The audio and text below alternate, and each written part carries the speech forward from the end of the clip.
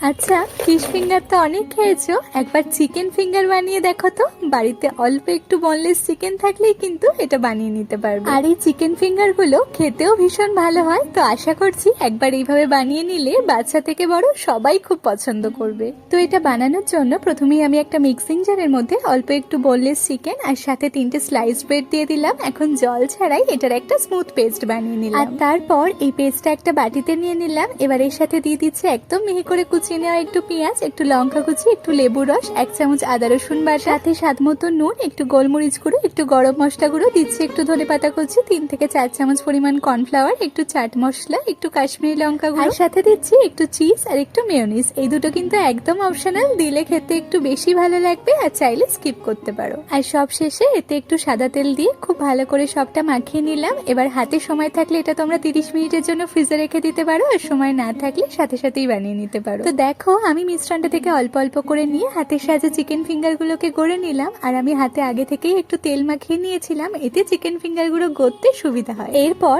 একটা বাটিতে 3 চামচ ময়দা, 2 চামচ কর্নফ্লাওয়ার, স্বাদ মতো নুন আর অল্প জল দিয়ে একটা ব্যাটার বানিয়ে নিলাম। এখন এক একটা চিকেন ফিঙ্গারকে প্রথমে শুকনো ময়দায় কোট করে নিয়ে তারপর এটাকে ব্যাটারে ডুবিয়ে এবার এটাকে বিস্কুট গুঁড়োর কোট করে নিলাম। আর তোমরা চাইলে এটা ব্রেড ক্রামসের কোটও করতে পারো। আর একবার কোট করা হয়ে গেলে আমি এটাকে ডাবল কোট করব, তো তার জন্য সবগুলো চিকেন ফিঙ্গারকে সিঙ্গেল কোট করে নিয়ে এবার এটাকে আবারও ব্যাটারে ডুবিয়ে বিস্কুট গুঁড়োর কোট করে নিলাম। আর এইভাবে সবগুলো চিকেন ফিঙ্গার ডাবল কোট করা হয়ে গেলে তারপর একটা কড়াইতে সাদা তেল গরম করে নিয়ে এর মধ্যে চিকেন ফিঙ্গার গুলোকে দিয়ে দিলাম। এখন এই চিকেন ফিঙ্গার গুলোকে লো টু মিডিয়াম ফ্লেমে উল্টে পাল্টে একটু সময় নিয়ে ভালো মতন ভাজতে হবে। তবে খেয়াল রাখবে, এগুলোকে কিন্তু একদম হাই ফ্লেমে ভাজা যাবে না। হাই ফ্লেমে ভাজলে উপরটা ভাজা হয়ে গেলেও ভিতরটা কাঁচা থেকে যেতে পারে। আর এই চিকেন ফিঙ্গার গুলো বেশ ক্রিস্পি করে ভাজা হয়ে গেলে তারপর এগুলোকে তেল থেকে তুলে নিলাম। তো ব্যাস, তাহলেই আমাদের গরম গরম চিকেন ফিঙ্গারস একদম রেডি। তাহলে আজকের রেসিপিটা কেমন লাগলো অবশ্যই কমেন্টে জানিও, আর দেখা হচ্ছে আবারও কাল নতুন একটা রেসিপি নিয়ে।